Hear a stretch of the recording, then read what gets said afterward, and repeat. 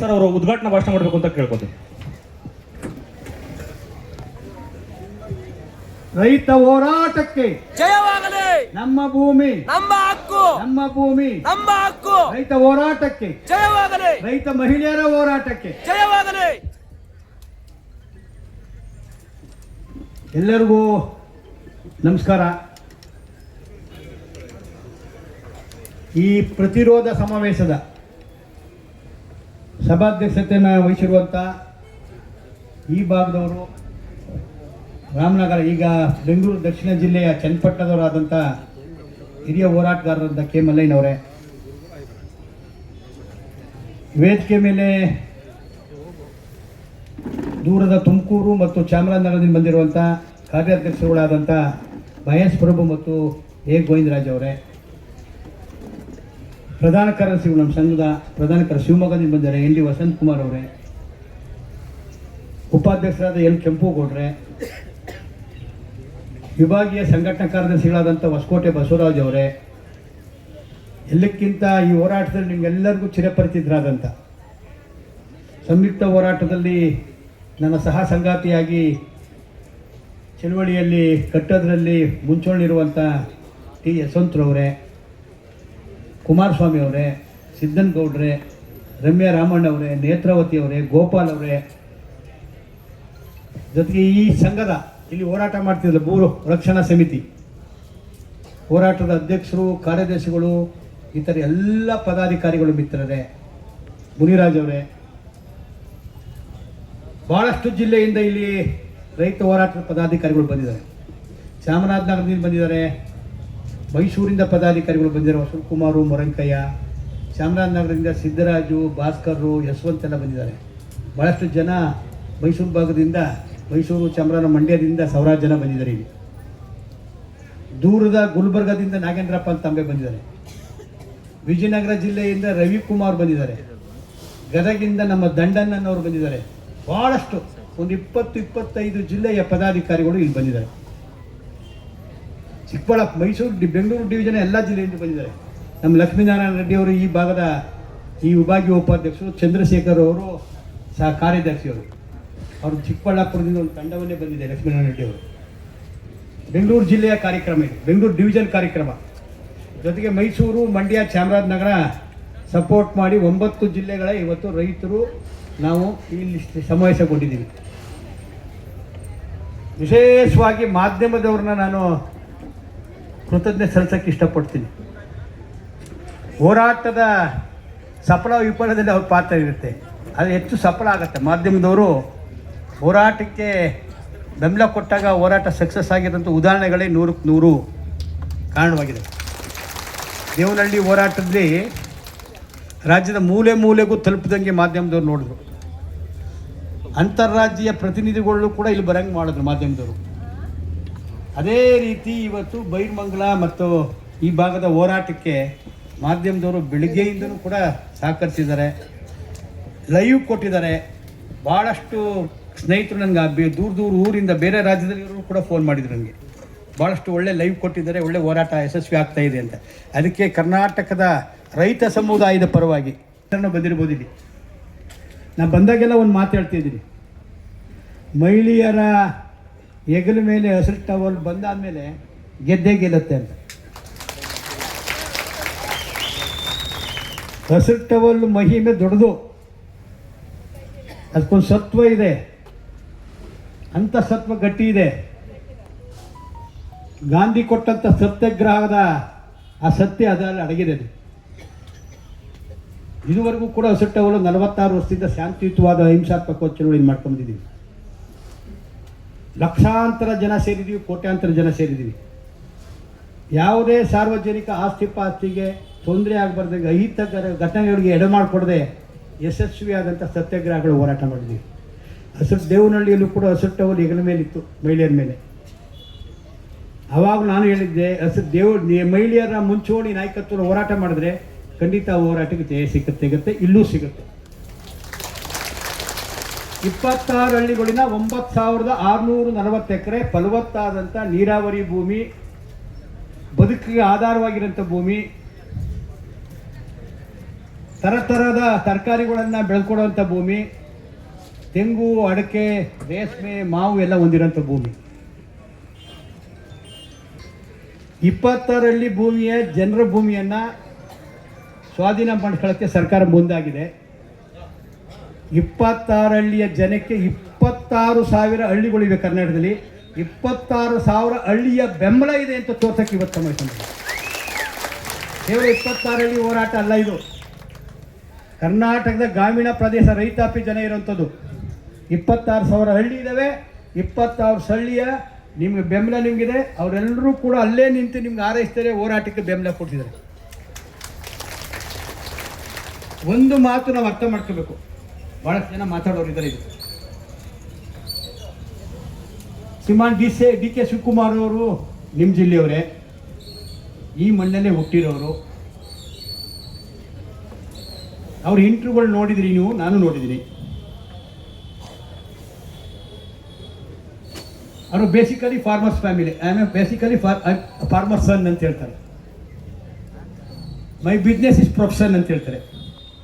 Politics my passion ಅಂತಾರೆ. D K ಶಿವಕುಮಾರ್ಗೆ 26,000 ಹಳ್ಳಿಯ ಜನರ ಸಂದೇಶವನ್ನು ಈ ಬೈರಮಂಗಲದಿಂದ ಕಳಿಸ್ತಾ ಇದ್ದೀವಿ. ಡಿ ಕೆ ಶಿವಕುಮಾರ್ ಅವರೇ, ನೀವು 3ನೇ ಆಯ್ಕೆ ರಾಜಕಾರಣ. 2ನೇದು ನೀವು ಆಯ್ಕೆ ಮಾಡಿರೋದು ಬಿಸ್ನೆಸ್ಸು. ಮೊದಲನೇದು ರೈತನ ಮಗ. ನೀವು ರೈತನ ಮಗನೇ ಆಗಿದ್ದರೆ ರೈತನ ನೆಲದಲ್ಲಿಟ್ಟು ತೀರ್ಮಾನ ಮಾಡಬೇಕು ಅನ್ನೋದು ಒತ್ತಾಯ ಮಾಡಿ. ರೈತನ ನೆಲದಲ್ಲಿಟ್ಟು ಹೋರಾಟ ಮಾಡಬೇಕು. 2 ಕೋಟಿ ಕೊಡ್ತಾರಂತೆ. ಬಿಸ್ನೆಸ್ ಮೆನ್ ತಲೆ ಉಪಯೋಗಿಸ್ತಿದ್ದಾರೆ. ಅವರು ರೈತನಾಗಿ ಯೋಚನೆ ಮಾಡ್ತಾ ಇಲ್ಲ. ಯಾವುದೇ ವ್ಯಾಪಾರಸ್ಥರಿಗೆ ಯಾವುದೇ ವಸ್ತು ಸರಕಾಗಿ ಕಾಣುತ್ತೆ, ಬಿಕ್ರಿ ಮಾಡೋಕೆ ಕಾಣುತ್ತೆ. ಡಿ ಕೆ ಶಿವಕುಮಾರ್ ಅವ್ರಿಗೆ ಈ ಭೂಮಿ ಅನ್ನ ಹಾಕೋ ಭೂಮಿ, ರೈತರು ಭಾವನಾತ್ಮಕ ಸಂಬಂಧ ಇಟ್ಕೊಂಡಿರೋ ಭೂಮಿ, ಅವರ ಜೀವನಾಧಾರವಾದಂಥ ಭೂಮಿ, ಉದ್ಯೋಗ ಸೃಷ್ಟಿ ಮಾಡೋಂಥ ಭೂಮಿ ಅವ್ರಿಗೆ ಸರ್ಕಾರ ಕಂಡಿದೆ. ಅದಕ್ಕೆ 2 ಕೋಟಿ ಪರಿಹಾರ ಕೊಡೋಕೆ ಮುಂದಾಗಿರೋದು. ಅವರು ನಿಜವಾದ ರೈತನೇ ಮನೆ ಆಗಿದ್ರೆ ವಿಧಾನಸೌಧಕ್ಕೆ ಅಡ್ಡಡ್ಡ ನಮಸ್ಕಾರ ಕೈ ಮುಗಿದೋದ್ರಲ್ಲ, ಭೂಮಿ ತಾಯಿ ಮಣ್ಣಿಟ್ಕೊಂಡು ಹೇಳ್ಬೇಕಾಯ್ತು. ಭೂಮಿ ತಾಯಿ ಮಣ್ಣಿಟ್ಕೊಂಡು ಆಲೋಚನೆ ಮಾಡಬೇಕು ಅವರು. ಡಿ ಕೆ ಶಿವಕುಮಾರ್ ಅವರೇ, ನಮ್ಮ ಬಸವಣ್ಣನವರು ಶರಣರು ಮೊದಲು ನಮಸ್ಕಾರ ಮಾಡ್ತಿದ್ದು ಅನ್ನದಾತನಿಗೆ. ಅನ್ನದಾತನ ಪಾದಕ್ಕೆ ಶರಣೋ ಶರಣೋ ಅಂತಿದ್ರು. ಅನ್ನದಾತ ಸುಖೀ ಭವ ಅಂತಾರೆ ಯಾರು. ಅನ್ನದಾತ ಸುಖೀ ಭವ ಅಂತಾರೆ ಎಲ್ಲ. ಮೊನ್ನೆ ಮುಖ್ಯಮಂತ್ರಿಗಳೇ ನೀವು ದೈವ ಭಕ್ತರು, ರೇವಣ್ಣ ದೈವ ಭಕ್ತ ಅಂತಿದ್ದು, ಅವ್ರಿಗಿಂತನೂ ನೀವು ಡಬಲ್ ದೈವ ಭಕ್ತರು. ದೈವ ಭಕ್ತರಾಗಿ ಅದ್ರ ಬಗ್ಗೆ ನಿಮ್ಮ ಅಭಿಪ್ರಾಯಕ್ಕೆ ನಾವು ಭಿನ್ನಾಭಿಪ್ರಾಯ ಇಲ್ಲ. ಅವರವರ ಆಲೋಚನೆ. ದೇವರುಗಳೇ ರೈತನಿಗೆ ಮೊದಲನೇ ಸ್ಥಾನ ಕೊಡ್ತಾರೆ. ರೈತನ ನಿರ್ಲಕ್ಷ್ಯ ಮಾಡಿ ಅವ್ರ ಭೂಮಿನ ಕಿತ್ಕೊಂಡ್ರೆ, ರೈತ ಕುಳಕ್ಕೆ ಕೈ ಹಾಕಿದ್ರೆ, ನೀವು ಅವನ ಭೂಮಿಗೆ ಕೈ ಹಾಕಿದ್ರೆ, ನಿಮ್ಗೆ ಯಾವ ದೇವರು ನಿಮ್ಮ ಕೈ ಹಿಡಿಯಲ್ಲ, ಶಾಪ ಆಗುತ್ತೆ. ನಿಮ್ಮ ದೇವರು, ನೀವು ನಂಬಿರೋ ದೇವರು ನಿಮಗೆ ಕೈ ನಿಮ್ಮ ಪರವಾಗಿರೋದಿಲ್ಲ ಅನ್ನೋಂಥ ತಿಳ್ಕೊಬೇಕಾಗಿದ್ದು. ನೀವು ಪ್ರವಾಸ ಮಾಡಿ ಎಲ್ಲ ಯಾತ್ರಾ ಸ್ಥಳಕ್ಕೂ ಹೋಗಿ, ಆದರೆ ದೇವರಂತೂ ನಿಮ್ಮ ಕೈ ಹೋಗಲ್ಲ. ಯಾಕೆ ಅನ್ನದಾತನ ಮೋಸ ಮಾಡಿದವನು, ಅನ್ನದಾತನ ಬದುಕಿತ್ಕೊಂಡವನು ಉದ್ಧಾರ ಆಗಕ್ಕೆ ದೇವರು ಯಾವತ್ತೂ ಆಶೀರ್ವಾದ ಮಾಡಲ್ಲ ಅನ್ನೋಂಥದ್ದನ್ನ ಈ ಮೂಲಕ ಸಂದೇಶ ಕೊಡ್ತೀವಿ. ಅವ್ರದೇ ಭಾಷೆ, ಅವ್ರು ನಂಬಿರೋ ದೇವರು, ಅವ್ರು ನಂಬಿರುವಂಥ ನಾಸ್ತಿಕತನ ಇರಲಿ, ಅದು ಬೇರೆ ವಿಚಾರ. ಯಾಕೆ ಬೆಂಗಳೂರು ಮುಂದುವರಿತಾ ಹಿಂಗೆ ಬೆಳೆಸಬೇಕು? ಬೆಂಗಳೂರು ಒಂದೇನೆ ದೊಡ್ಡದಾ? ಬೆಂಗಳೂರು ದೊಡ್ಡದಾಗದೆ ಕರ್ನಾಟಕದ ಜನರಿಗೆ ನ್ಯಾಯ ಸಿಗುತ್ತಾ? ರೈತರು ಶ್ರೀಮಂತರಾಗ್ತಾರಾ? ಬಡವರು ಶ್ರೀಮಂತ ಆಗ್ತಾರಾ? ಇಡೀ ಕರ್ನಾಟಕದಲ್ಲಿ ಇರುವಂಥ ನಿರುದ್ಯೋಗ ನಿರ್ಮೂಲನೆ ಆಗತ್ತಾ? ಇಲ್ಲ. ಬೆಂಗಳೂರು ನಗರನ ವಕ್ರವಾಗಿ ಬೆಳೆಸ್ತಾ ಇದ್ರಿ. ನಿಮ್ಮ ಮೆದುಳು ರಿಪೇರಿ ಮಾಡ್ಕೊಳ್ಳಿ. ಬೆಂಗಳೂರು ಅಭಿವೃದ್ಧಿ ಆದರೆ ಪ್ರಪಂಚದಲ್ಲಿ ಬೆಂಗಳೂರಿಗೆ ಹೆಸರು ಬರುತ್ತೆ, ನನಗೆ ಕೀರ್ತಿ ಅಂತ ತಿಳ್ಕೊಂಡಿದ್ರೆ ತಪ್ಪೋದು. ದೇವನೂರು ಮಾದಿಯವರು ದೇವನಹಳ್ಳಿ ಹೋರಾಟದಲ್ಲಿ ಒಂದು ಸಂದೇಶವನ್ನು ಕಳಿಸಿದ್ರು ಸರ್ಕಾರಕ್ಕೆ, ಸಿದ್ದರಾಮಯ್ಯನವ್ರಿಗೆ. ಬೆಂಗಳೂರು ನರಕ ಯಾತ್ರೆ ಅನ್ಭವಿಸ್ತಾರೆ ಬೆಂಗಳೂರು ವಾಸಿಗಳು. ಬೆಂಗಳೂರು ಹೆಂಗೆ ಸ್ಲಮ್ ಆಗಿ ಕನ್ವರ್ಟ್ ಆಗ್ತಾ ಇದೆ, ಉಸಿರಾಟಕ್ಕೆ ಏನು ತೊಂದರೆ ಆಗ್ತಾ ಇದೆ. ಬೆಂಗಳೂರನ್ನ ಅಭಿವೃದ್ಧಿ ಮಾಡೋದ್ಬಿಟ್ಟು ವಿಕೇಂದ್ರೀಕರಣ ಮಾಡಿ ಅಭಿವೃದ್ಧಿನ ಅಂತ. ವಿಕೇಂದ್ರೀಕರಣ ಮಾಡಬೇಕು ಅಭಿವೃದ್ಧಿನ. ಬೆಂಗಳೂರು ಹಿಂಗೆ ಬೆಳೆದ್ರೆ ಬೆಂಗಳೂರು ನಗರ ಪ್ರಪಂಚದಲ್ಲಿ ಒಂದು ದೊಡ್ಡ ಸ್ತಂಭ ನಗರವಾಗಿ ಬೆಳುತ್ತೆ ಅನ್ನೋದು ತಿಳ್ಕೋಬೇಕು ನಾವು. ಕೆಟ್ಟ ಹೆಸರನ್ನ ತರಕ್ಕೆ ಹೋಗ್ಬೇಡಿ ಬೆಂಗಳೂರಿಗೆ ನೀವು. ಪ್ರಪಂಚದಲ್ಲಿ ಕೆಟ್ಟ ಹೆಸರನ್ನು ತರಕ್ಕೆ ಹೋಗ್ಬೇಡಿ. 9640 ಎಕರೆ. ಅವರು ರೈತನಾಗಿದ್ದರು, ಭೂಮಿ ಇಟ್ಕೊಂಡಿದ್ರು, ವ್ಯವಸಾಯ ಮಾಡ್ಬೋದು. ಜಾಸ್ತಿ ಭೂ ವ್ಯವಹಾರದಲ್ಲಿ ಇರೋವಂಥದ್ದು ಎಲ್ಲ ರಾಜಕಾರಣಿಗಳು. DK ಶಿವಕುಮಾರ್ ಅವರು ಸೇರ್ಕೊಂಡು ಬೇರೆಯವ್ರಿಗೂ ಭೂ ವ್ಯವಹಾರದಲ್ಲಿ ಇರೋವಂಥದ್ದು. 2 ಗುಂಟೆ ಭೂಮಿ ಇದ್ರೆ ಬರ್ತೀವಿ ನಾವು. 1 ಎಕರೆ ಭೂಮಿ ಇರೋವ್ರಿಗೆ ಬಡತನ ಇರ್ಬೋದು. ಗೌರವದಿಂದ ನಮ್ಮಲ್ಲಿರೋ ಅಂಬ್ಲಿ ಏನೋ ಅಲ್ವಾ, ಏನಿದೆ ಅದು ಕೊಟ್ಟು ಉಪ್ಪು ಇಟ್ಟು ಅಂತ ಹೇಳ್ತೀವಿ, ಇಟ್ಟು ಉಪ್ಪು ಸಾರು ಅಂತ ಹೇಳ್ತೀವಿ, ಇಟ್ಟು ಸಾರು ಉಪ್ಪು ಸಾರು ಅಂತ ಹೇಳ್ತೀವಿ. ಕೊಟ್ಟು ನಾವು ಜೀವನ ಮಾಡ್ತೀವಿ ಗೌರವದಿಂದ. ರೈತರ ಗೌರವ ಕಾಳು ಮಾಡಬೇಡಿ. 26 ಹಳ್ಳಿಗಳನ್ನು ಎಲ್ಲಿ ತಗೊಂಡೋಗಿ ನೀವು ಸ್ಥಳಾಂತರ ಮಾಡ್ತೀರಿ? ಯಾವ ಥರ ಇದೆ ಸರ್ಕಾರದ ವ್ಯವಸ್ಥೆ ಅಂದರೆ, ಕೊಪ್ಪಳದಲ್ಲಿ ಬಯೋಡಾಟಾ ಕಂಪ್ನಿ ಕಾರ್ಖಾನೆಗಳು ನಡೀತಾ ಇದೆ.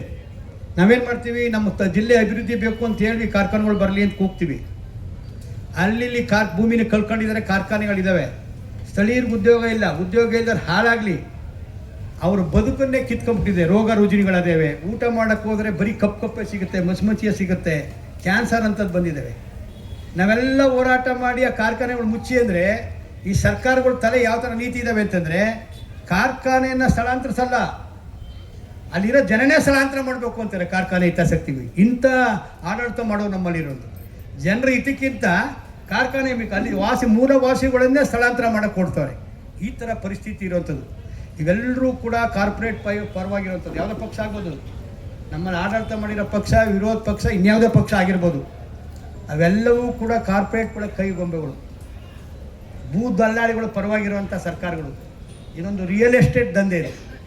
ಇದನ್ನು ಬೆಂಗಳೂರು ದೊಡ್ಡ ಟೌನ್ಶಿಪ್ ಆಗುತ್ತೆ ಅಂತಲ್ಲ, ಇದೊಂದು ದೊಡ್ಡ ರಿಯಲ್ ಎಸ್ಟೇಟ್ ದಂಧೆ. ಇದು ರಿಯಲ್ ಎಸ್ಟೇಟ್ ಮಾಫಿಯಾದ ಕೈಗೊಂಬೆಯಾಗಿ ಅವ್ರು ಜುಟ್ಟು ಕೊಟ್ಟು ಅವ್ರು ಬೇಕಾದಂಥ ಭೂಮಿಯನ್ನು ಸುಲಭ ದರದಲ್ಲಿ ಕೊಡ್ತಾ ಇದ್ದಾರೆ. ಅದು ಸುಲಭದಲ್ಲಿ 2 ಕೋಟಿ ದೊಡ್ಡ ದುಡ್ಡು ಅಂತ. 2 ಕೋಟಿ ದೊಡ್ಡದಲ್ಲ. ಭೂಮಿ ಸರ್ಕಲ್ಲ, ಭೂಮಿಗೆ ಬೆಲೆ ಕಟ್ಟೋಕ್ಕಾಗಲ್ಲ. ಅದಕ್ಕೆ ನಾವು ಭೂಮಿ ತಾಯಿ ಅನ್ನೋದು. ಭೂಮಿನ ಬರೀ ಭೂಮಿ ಅನ್ನೋದಲ್ಲ, ನಾವು ಭೂಮಿ ತಾಯಿ ಅಂತೀವಿ, ನಮ್ಮ ತಾಯಿ ಅಂತೀವಿ. ತಾಯಿಗೆ ಬೆಲೆ ಕಟ್ಟೋಕ್ಕಾಗಲ್ಲ. ಅದರಿಂದ ಇವತ್ತು ಒಂದು ನಿರ್ಣಯ ಮಾಡೋಣ. ಸಂಯುಕ್ತ ಹೋರಾಟ, ಇಲ್ಲಿ ಯಶವಂತ್ ಇದ್ದಾರೆ, ಮುಂದೆ ನೀಸುಳಿದರು ಬರ್ತಾರೆ, ನಮ್ಮ ದರ್ಶನ್ ಪುಟ್ಟಣ್ಣನು ಕೂಡ ಸ್ವಲ್ಪ ಅದರಲ್ಲಿ ಸೇರ್ಕೊತಾರೆ. ನಾನು ಕೂಡ ಸಂಯುಕ್ತ ಹೋರಾಟದವನು. ಸಂಯುಕ್ತ ಹೋರಾಟ ಮತ್ತು ಇಲ್ಲಿ ಭೂರಕ್ಷಣಾ ಸಮಿತಿ 2 ಆಲೋಚನೆ ಮಾಡಿ ಒಂದು ದೊಡ್ಡ ಹೋರಾಟವನ್ನು ರೂಪಿಸ್ಬೇಕು ಅಂದಿದ್ದೀವಿ. ಸರ್ಕಾರ ಈ ಡಿನೋಟಿಫಿಕೇಶನ್ ಮಾಡದೆ ಹೋದರೆ ಇದು ದೊಡ್ಡ ಚಳವಳಿಯಾಗಿ ರೂಪುಗೊಳ್ಳುತ್ತೆ. ಕರ್ನಾಟಕದ ಮೂಲೆಯಿಂದಲೂ ಕೂಡ ಜನ ಬೀದಿಗೆ ಬರ್ತಾರೆ. ಇದು ಅಂತಾರಾಜ್ಯ ಮತ್ತು ರಾಷ್ಟ್ರೀಯ ಮಟ್ಟದಾಗಿ ಚಳವಳಿಯಾಗಿ ರೂಪಿಸ್ತೀವಿ ಅನ್ನುವಂಥ ಎಚ್ಚರಿಕೆಯ ಸಂದೇಶವನ್ನು ಸರ್ಕಾರಕ್ಕೆ ನಿಮ್ಮ ಮೂಲಕ ಇವತ್ತು ಕೊಡ್ತಾ ಇದ್ದೀನಿ. ನಾನು ಕಾನೂನು ವಿದ್ಯಾರ್ಥಿ, ಲಾಯರು. DK ಶಿವಕುಮಾರ್ ಇಂಟ್ರ್ಯೂ ನೋಡಿದೆ, ಡಿನೋಟಿಫಿಕೇಶನ್ ಮಾಡ್ಬಿಟ್ಟು ಜೈಲಿಗೆ ಹೋಗೋಣ ಅಂತ. ಸ್ವಾಧೀನ ಪ್ರಕ್ರಿಯೆ ಮಾಡೋಕ್ಕೆ ಅವಕಾಶವನ್ನು ಕಾನೂನು ಕೊಟ್ಟಿದೆ. ಅದೇ ರೀತಿ ಡಿನೋಟಿಫಿಕೇಶನ್ ಮಾಡೋಕ್ಕೂ ಅದೇ ಕಾನೂನು ಅವಕಾಶ ಕೊಟ್ಟಿದೆ. ತಗೊಳ್ಳೋಕ್ಕೂ ಅವಕಾಶ ಕೊಟ್ಟಿದೆ, ತಗೊಳ್ಳದ ಕೈ ಬಿಡೋಕ್ಕೂ ಕೂಡ ಅವಕಾಶ ಕೊಟ್ಟಿದೆ. ಸದುದ್ದೇಶ ಕಾರಣಕ್ಕಾಗಿ ಸ್ವಾಧೀನ ಕೈ ಬಿಟ್ಟರೆ ಯಾರೂ ಜೈಲಿಗೆ ಹೋಗಲ್ಲ. DK ಶಿವಕುಮಾರ್ ಎದುರುಬೇಡಿ. ನೀವು ಸ್ವಾಧೀನ ಕೈ ಬಿಟ್ಟು ಜೈಲಿಗೆ ಹೋದ್ರೆ ನಾವು ನಿಮ್ಮ ಪರವಾಗಿ ಜೈಲು ಬರ್ತೀವಿ. ತಯಾರಿದ್ದೀರಾ? ಸ್ವಾಧೀನ ಕೈ ಬಿಡಿ, ಜೈಲಿಗೆ ಹೋಗೋದಾದ್ರೆ ನಿಮ್ಮ ಜೊತೆ ನಾವು 1000 ಜನ ಬರ್ತೀವಿ ನಿಮ್ಮ ಬೆಂಬಲಿಸಿ. ಏನು ಕಿವಿಗೂ ಮೂಡಿಸ್ತಾರೆ ಅವರು? ಯಾವುದೇ ಕಳ್ಳದಂಧೆಗೆ, ಯಾವುದೇ ಕ್ಯಾಪಿಟಲಿಸ್ಟ್ಗೆ, ಯಾವುದೇ ಇಂಡಸ್ಟ್ರಿಯಲಿಸ್ಟ್ಗೆ ಅನುಕೂಲ ಆಗೋಂಥ ಭೂಮಿನ ಕೈ ಬಿಟ್ಬಿಟ್ರೆ ಜೈಲಿಗೆ ಹೋಗ್ಬೇಕು. ಅದನ್ನು ಕಿಕ್ ಬ್ಯಾಕ್ ತಗೊಂಡಿದ್ದಾರೆ ಅಂತ. ರೈತರ ಡಿಮಾಂಡು, ರೈತರ ಒತ್ತಾಯಕ್ಕೆ, ರೈತರ ಬದುಕಿನ ಹಿತಾಸಕ್ತಿಗೋಸ್ಕರ ಕೈ ಬಿಟ್ಟರೆ ಜೈಲಿಗೆ ಹೋಗಲ್ಲ. ಬರೀ ಸುಳ್ಳು ಹೇಳ್ತಾರೆ. ಮತ್ತು ಸುಳ್ಳು ಹೇಳ್ಬಿಡಿ. ನಿಮಗೆ 40 ವರ್ಷದ ರಾಜಕೀಯ ಅನುಭವ ಇದೆ, ನಮಗೆ 45 ವರ್ಷದ ಹೋರಾಟದ ಅನುಭವ ಇದೆ. ನೀವು ಇನ್ನೂ ಕೂಡ ಸಾರ್ವಜನಿಕ ಜೀವನಕ್ಕೆ ಬಿಟ್ಟಿರು ಅಂತಲೇ ರೈತ ಚಳವಳಿ, ದಲಿತ ಚಳವಳಿ, ಕಾರ್ಮಿಕ ಚಳವಳಿಯಲ್ಲಿ ರೂಪುಗೊಂಡಿದ್ದು ಕರ್ನಾಟಕ. ತಗೊಂಡೇ ಇರ್ತೀವಿ ಅಂತ. ಈ ದೇಶದ 56 ಇಂಚಿನ ಪದವಿಯನ್ನು ಕೂಡ ಅಟಕ್ ಬಿದ್ದಿದ್ರು. 3 ಕೃಷಿ ಕಾಯ್ದೆಗಳನ್ನು ವಾಪಸ್ ಪಡೆಯಲ್ಲ ಅಂದರು. ನೀವು ರೈತರೇ ಎಲ್ಲ, DK ಶಿವಕುಮಾರ್ ಹೇಳಂಗೆ ಅವರು ನೀವು ರೈತರೇ ಎಲ್ಲ ಅಂತ ಹೇಳ್ತಿದ್ರು. ಖಲಿಸ್ತಾನಿವಾದಿಗಳು ಅಂತ ಹೇಳ್ತಿದ್ರು. ರೈತರು ಡೆಲ್ಲಿಗೆ ಬರೋದಂಗೆ ಕೂಡ್ದಕ್ಕೆ ಹಿಂಸೆ ಕೊಟ್ಟರು. ಕೊನೆಗೆ ಮಂಡಿ ಊರಿ ತಪ್ಪೊಪ್ಕೊಂಡು 3 ಕಾಯ್ದೆಗಳನ್ನು ತಗೊಂಡ್ರು. ದೇಶದ ಪ್ರಧಾನಿಯೇ ದೇಶದ ರೈತರ ಮುಂದೆ ಮಂಡಿ ಊರಿದ್ದಾನೆ. DK ಶಿವಕುಮಾರ್ ನೀವು ಯಾಕ್ರಿ ನಿಮ್ಮ ಮಂಡಿ ಊರ್ಸೋದು? ನಮಗೇನು ಕಷ್ಟ ಅಲ್ಲ. ನಿಮ್ಮ ಬಗ್ಗೆ ನಮ್ಗೆ ವೈಯಕ್ತಿಕ ಒಂದು ದೇಶ ಇಲ್ಲ. ಹೊಸ್ದಾಗಿ ಚೀಫ್ ಮಿನಿಸ್ಟರ್ ಆಗಿರಿ, ರೈತನ ಮಗ ಚೀಫ್ ಮಿನಿಸ್ಟರ್ ಆಗಿದ್ರಿ, ಗ್ರಾಮೀಣ ಪ್ರದೇಶ ಬಂದು ಚೀಫ್ ಮಿನಿಸ್ಟರ್ ಆಗಿದ್ರೆ ಒಳ್ಳೆ ಆಡಳಿತ ಕೊಡಿ ಅಂತ ನಿರೀಕ್ಷೆ ಮಾಡ್ತೀವಿ ನಾವು. ನಮ್ಮ ಹಳ್ಳಿ ಮಗನಾಗಿ ಒಳ್ಳೆ ಆಡಳಿತ ಕೊಡಿ, ನಿಮ್ಮ ಬಗ್ಗೆ ದ್ವೇಷ ಅಲ್ಲ. ನೀವು ಹುಡುಗಾಟ ಮಾಡಬೇಡಿ, ಕೈ ಬಿಡಿ ಅಂತ ಹೇಳ್ತೀವಿ. ಸುಳ್ಳು ಸುಳ್ಳು ಪುಂಕಾನು 80% ಜನ ಒಪ್ಕೊಬಿಟ್ಟಿದ್ದಾರೆ ಅಂತ. ಡೂಪ್ಲಿಕೇಟ್ ರೈತರು ತಗೊಂಡೋಗಿ ಹೆಸರು ಟೇಬಲ್ ಹಾಕ್ಬಿಟ್ಟು 90 ಭಾಗ ಅಂತ ಬರ್ಕೊಂಡ್ರೆ ಅದೇನು ಒಪ್ಕೊಳಕ್ಕೆ ಸಾಧ್ಯನಾ? ಅದು ನಾವು ಫ್ರೀಡಮ್ ಪಾರ್ಕ್ ಬರ್ತೀವಿ ಸದ್ಯದಲ್ಲೇ. ಮುಖ್ಯಮಂತ್ರಿಗಳೇ, ಯಾರು 80 ಭಾಗ ಜನ ಸೈನ್ ಹಾಕಿದ್ರೆ ಅವ್ರ ಹೆಸರು, ಸರ್ವೆ ನಂಬರ್, ಫೋಟೋವನ್ನು ಬಿಡುಗಡೆ ಮಾಡಿ. ಸವಾಲಿದು, ಸವಾಲ್. ಇಲ್ಲ ನಾವು ಬಿಡುಗಡೆ ಮಾಡ್ತೀವಿ. 100ಕ್ಕಿಂತ 80 ಭಾಗ ಜನ ಒಪ್ಪಿಗೆ ಇಲ್ಲ ಭೂಮಿ ಕೊಡೋಕ್ಕೆ ನಾವು ಬಿಡುಗಡೆ ಮಾಡ್ತೀವಿ. ನಾವು ರೈತರ ಮಕ್ಕಳು, ಸುಳ್ಳು ಹೇಳಲ್ಲ. ಸುಳ್ಳು ಹೇಳಿ ಸಾಮ್ರಾಜ್ಯ ಕಟ್ಟಬೇಕಾಗಿಲ್ಲ, ಸುಳ್ಳು ಹೇಳಿ ಯಾವುದೇ ಕುರ್ಚಿನ ಪಡಿಬೇಕಾಗಿಲ್ಲ, ಸುಳ್ಳು ಹೇಳಿ ಯಾವುದೇ ಗಂಟು ಮಾಡ್ಕೋಬೇಕಾಗಿಲ್ಲ. ನಾವು ರೈತರ, ಅನ್ನದಾತರ, ಬೆವರು ಸುರಿಸಿಯವ್ರ ಪರ ಸತ್ಯವನ್ನೇ ನುಡಿತೀವಿ. ಹಸಿಟ್ಟವರಿಗೆ ಶಕ್ತಿ ಇದೆ. ಯಾರೇ ಅಡ್ಡಿ ಬಂದ್ರು ಬಿಡಲ್ಲ. ಗುಂಡೂರಾವ್ ಸರ್ಕಾರ 80ರಲ್ಲಿ ಏನಾಯಿತು? ರೈತರ ಮೇಲೆ ಗುಂಡು ಹಾಕರು ಕಾಂಗ್ರೆಸ್ ಅವರು. ಆಗ ಇವರು ಇನ್ನೂ ಯೂತ್ ಕಾಂಗ್ರೆಸ್ ಇರಬೇಕೇನೋ. 80ನೇ ಇಸ್ವಿಲಿ ಯೂತ್ ಕಾಂಗ್ರೆಸ್ ಇರಬೇಕು. 18-19 ಇರ್ತವ್ರು. ಗುಂಡಿನ ಸುರಿಮಳೆ ಸರಿಸಿದಂಥ ರೈತರ ಮೇಲೆ ಗುಂಡಿಕ್ಕ ಸರ್ಕಾರವನ್ನು ಕಿತ್ತಾಕಿದ್ವು ನಾವು. ನೆನಪಿದೆಯಾ ಅಂತ? ರೈತರ ತಂಟಕ್ಕೆ ಬಂದರೆ, ಹಸಿರು ಟಾವಲ್ ವಿರುದ್ಧ ಬಂದರೆ ನಿಮ್ಮ ಕುರ್ಚಿ ಹೋಗುತ್ತೆ ಹೊರತು ನಮ್ಮನ್ನು ಸೋಲ್ಸಕ್ಕಂತೂ ಆಗಲ್ಲ. ಎಚ್ಚರಿಕೆ ಕೊಡ್ತೇವೆ.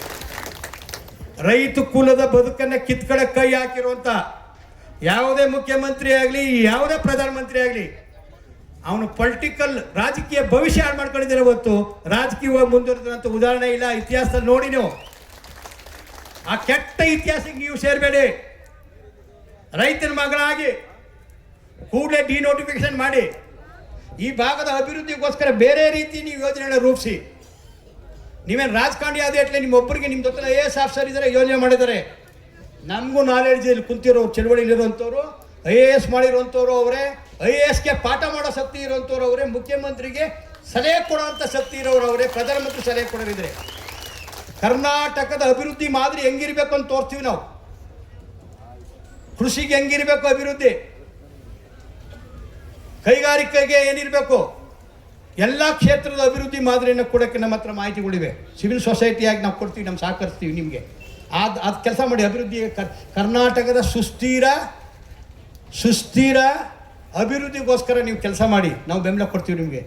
ಬುಟ್ಟು ಭೂಮಿನ ಕಿತ್ಕೊಂಡು ಬೀದಿ ಪಾಲು ಮಾಡೋಂಥದ್ದು ಭಿಕ್ಷಾ ರೂಪದಲ್ಲಿ ರೈತರೆಲ್ಲ ಒಪ್ಕೊಂಡ್ಬಿಟ್ಟಿದ್ದಾರೆ ಅನ್ನೋದು. ಯಾರು ಅಸಹಾಯಕ ರೈತರಿಗೆ 3 ಹಳ್ಳಿಯವರು ಸ್ವಾಧೀನ ಮಾಡ್ಕೊಬಿಟ್ಟು ಪರಿಹಾರ ಕೊಟ್ಬಿಟ್ಟು ಇಟ್ಲಿ ಎಲ್ಲ ರೈತರು ಬಿದ್ದುಬಿಡೋಕೆ ಏನಿಲ್ಲ. ನೀವು ಬೆಂಗಳೂರು ಜಿಲ್ಲೆಯವರು, ಇಲ್ಲಿರೋರು ಬೆಂಗಳೂರು ಜಿಲ್ಲೆಯವರೇ, ಇಲ್ಲಿರೋರು ಬೆಂಗಳೂರು ದಕ್ಷಿಣದವರೇ ತಾನೇ.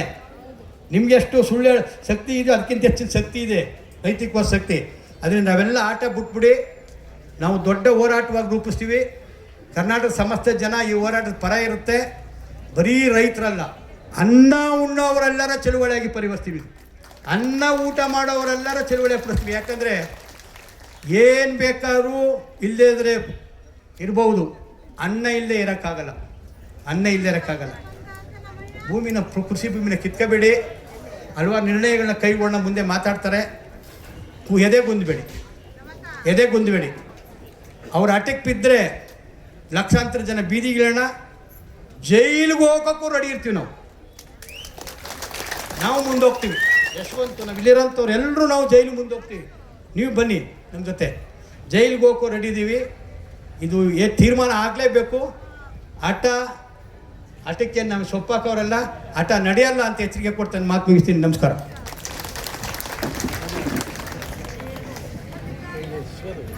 ಉದ್ಘಾಟನೆ ಭಾಷಣ ಮಾಡಿದಂಥ ರಾಜ್ಯದ ಅಧ್ಯಕ್ಷರಿಗೆ ಧನ್ಯವಾದಗಳನ್ನು ತಿಳಿಸ್ತಾ, ಈಗ ND ವಸಂತ್ ಕುಮಾರ್ ಸರ್ ಅವರು